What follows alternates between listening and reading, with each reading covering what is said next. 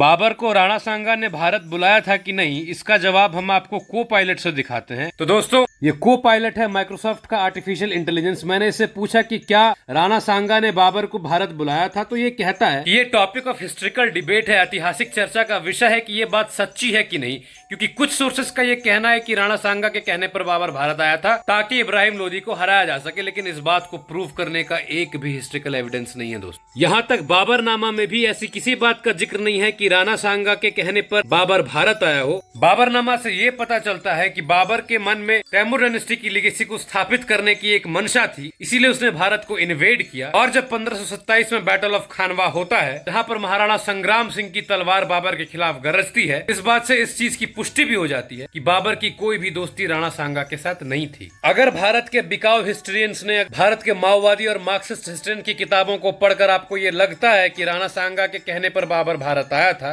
तो ये आपकी भी भूल है, क्योंकि इरफान हबीब, रोमिला थापर और उन जैसे अन्य इतिहासकारों के द्वारा लिखे गए इतिहास को आज भारत रिजेक्ट कर रहा है और भर भर के उनमें त्रुटियां पाई जा रही हैं। सारी चीजें फेक निकल कर सामने आ रही हैं। बाबरनामा कहती है कि जब दिल्ली सल्तनत पर इब्राहिम लोदी बैठा हुआ था, तो इब्राहिम लोदी का एक रिश्तेदार आलम खान लोदी और दूसरा रिश्तेदार दौलत खान लोदी जो पंजाब का गवर्नर भी था, उन दोनों को इब्राहिम लोदी का दिल्ली सल्तनत का सुल्तान होना पसंद नहीं आ रहा था, रास नहीं आ रहा था। और लोदी डायनेस्टी के भीतर ये अंतर कलह जो मच रही थी, इसी के कारण इन दोनों ने मिलकर बाबर को इनवाइट किया ताकि बाबर की मदद से इब्राहिम लोदी को हटाया जा सके। वहीं अगर हम उस समय तक महाराणा सांगा के विजय रथ की बात करें, तो उन्होंने चित्तौड़ में अपनी राजधानी बनाकर मध्य प्रदेश, गुजरात और राजस्थान को कंट्रोल किया। बाबर बाबरनामा में जिसके लिए लिखता है the greatest ruler of India at that time, वो है महाराणा सांगा। मुगल इतिहासकार अब्द अल कादिर बदायूनी लिखता है Maharana Sanga was the bravest of all Rajput kings. साल 1519 में गागरौन के युद्ध को जीतने के बाद, मालवा सल्तनत की हुकूमत को अपने अंडर लेने के बाद मेदिनी राय को वहाँ का वसाल नियुक्त करते हैं ऐसे महाराणा सांगा। गुजरात सल्तनत को एक बार नहीं कई बार ठंडा किया महाराणा सांगा ने। और ये जो झूठ फैलाया जाता है कि लोदियों को हराने के लिए उन्होंने बाबर को इनवाइट किया, तो मैं आपको बता दूं कि दिल्ली, खटौली और रणथंभौर में चार बार हरा चुके लोदी डायनेस्टी को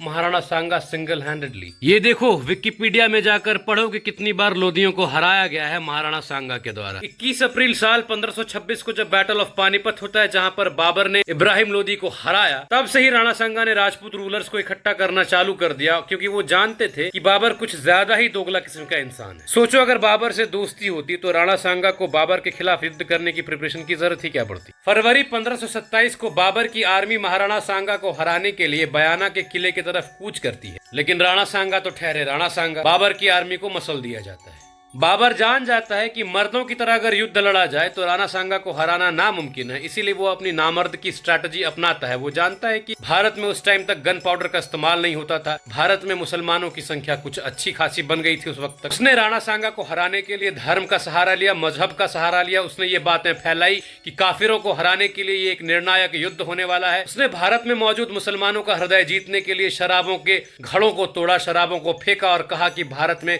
जिहाद होना है, ये आखिरी जिहाद होगा। और उसके बाद गन पाउडर का यूज होता है, जो उस वक्त भारत के लोग फेमिलियर नहीं थे जिससे, और धोखे से राणा सांगा को हराया जाता है। पर अब भी राणा सांगा को हराना बाबर के लिए नामुमकिन होता अगर सिलहादी ने राणा सांगा के साथ गद्दारी नहीं की होती, जिस प्रकार छत्रपति संभाजी महाराज के साथ उनके अपने 2 सालों ने करी थी। समाजवादी पार्टी के जिस सांसद के मुख से राणा सांगा के लिए गद्दार शब्द निकला, उस मुख को सच में जल जाना चाहिए, क्योंकि धोखे से, बेईमानी से, विश्वासघात से हारने के बाद भी राणा सांगा ने कभी हार नहीं मानी और अपने आखिरी सांस तक मुगलिया हुकूमत को भारत से उखाड़ने के लिए, भारत माता की सेवा करने के लिए वो लास्ट तक संघर्षरत रहे। अब हम आते हैं इस वीडियो के लास्ट पार्ट में, और उसी टॉपिक पे जिस टॉपिक पे हमने इस वीडियो की शुरुआत की थी कि क्या महाराणा सांगा ने बाबर को बुलाया था भारत। बाबरनामा क्या कहती है, एक बार और देख लो। ये जो आरोप लगाए जा रहे हैं राणा सांगा के ऊपर, इस चीज को प्रूव करने के लिए रिक्वायर्ड हिस्ट्रिकल सोर्सेस है नहीं। बाबरनामा में खुद ये चीज की पुष्टि नहीं की जाती है। और जिस लोदियों के फोर्स को 4 बार सिंगल हैंडेडली हरा कर भगा दिया राणा सांगा ने, उनको हराने के लिए किसी ऐमूर तैमूर की आवश्यकता नहीं पड़नी थी राणा सांगा। लेकिन हमारे देश के इतिहासकारों ने, हमारे देश के अपने नेताओं ने, जिन्होंने सत्ता की भूख के लिए रिलीजियस